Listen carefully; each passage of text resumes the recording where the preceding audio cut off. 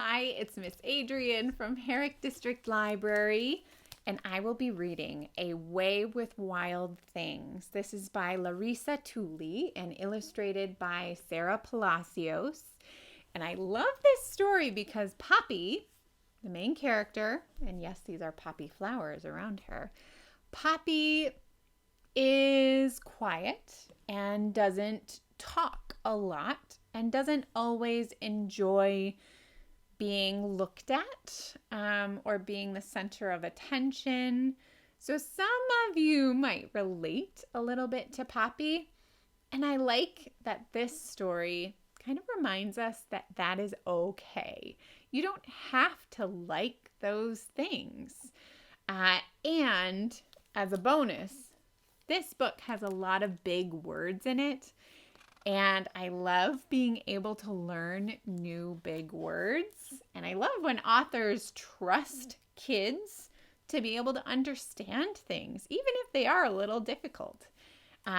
So, special thanks to Bloomsbury Children's Books for letting us read this to you today.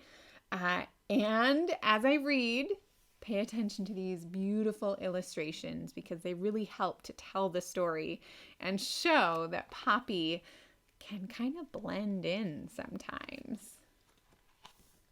Poppy Ann Fields liked bugs.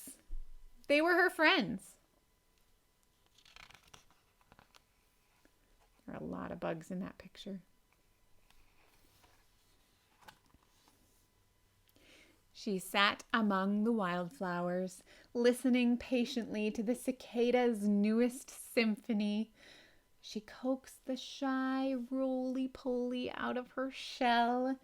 When the ants marched over, Poppy let them, even though she was ticklish. She recognized the spider mama's weaving for what it was. Magnificent art.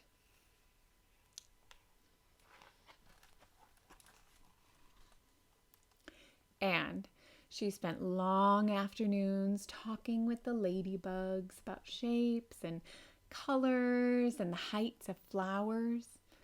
But when people came around, Poppy preferred to disappear into the background. At parties, she hid in stripes. Do you see her?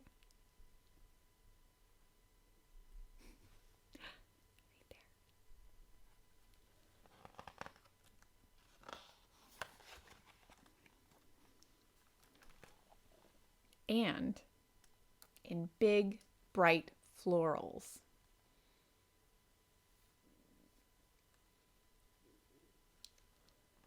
She became a landscape. She blends right into that painting, doesn't she? A tree.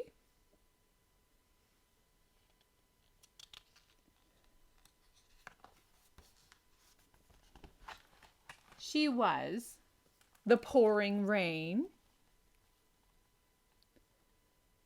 a brocade drape,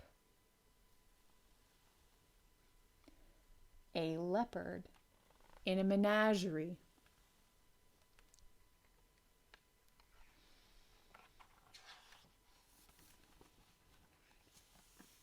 when Grandma Phyllis turned 100, Poppy stood watching the party. Do you see her?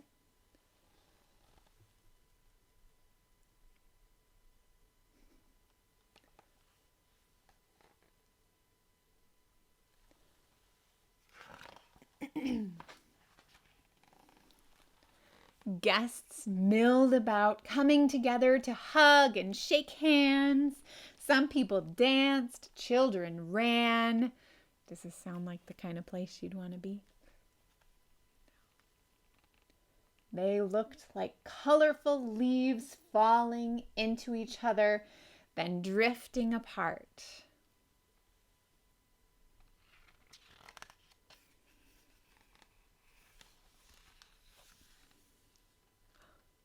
A small wind blew across the garden.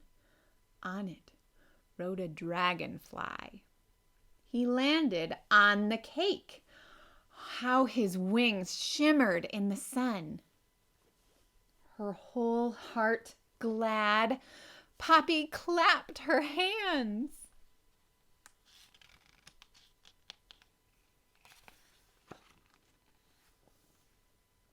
Uncle Dan said, "Poppy Ann Fields, you wallflower, you! So that's where you've been hiding this time."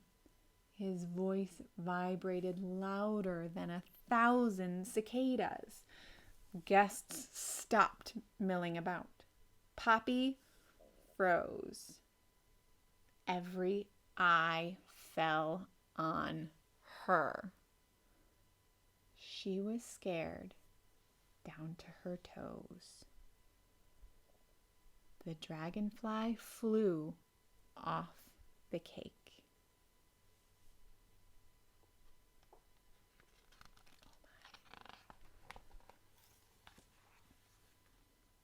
And landed in her hand.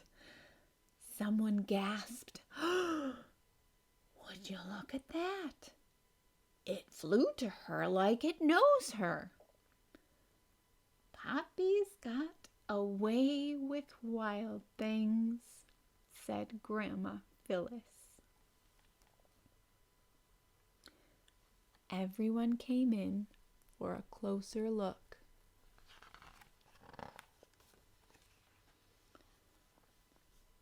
Poppy's feet refused to move. She would have liked to run to the trees beyond the garden. She wished the people would all turn away and leave her alone. She couldn't look at them, so she looked at the dragonfly, soft and fragile in her hands.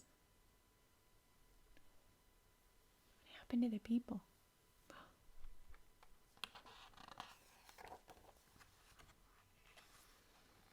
She knew the dragonfly had come here for her. The cicada's symphony swelled among the trees. The wind lifted her hair, cooled her face. She breathed.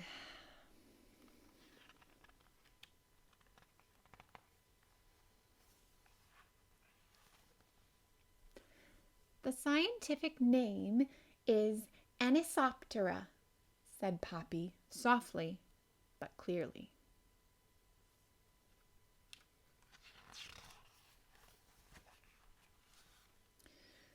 "You wildflower, you," whispered Grandma Phyllis.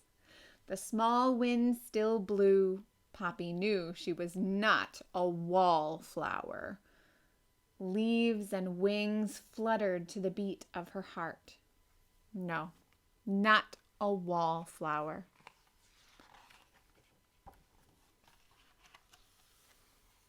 A wildflower. And as a little special extra at the end of the book, it has a little glossary where it shows pictures of the bugs you can see in the illustrations. And it tells you exactly what each of them are, like the cicadas and the roly-polies. So this is a great one to bring home and look at and find some of those insects, both in the book and outside. I wonder if you can find some of those animals around your house.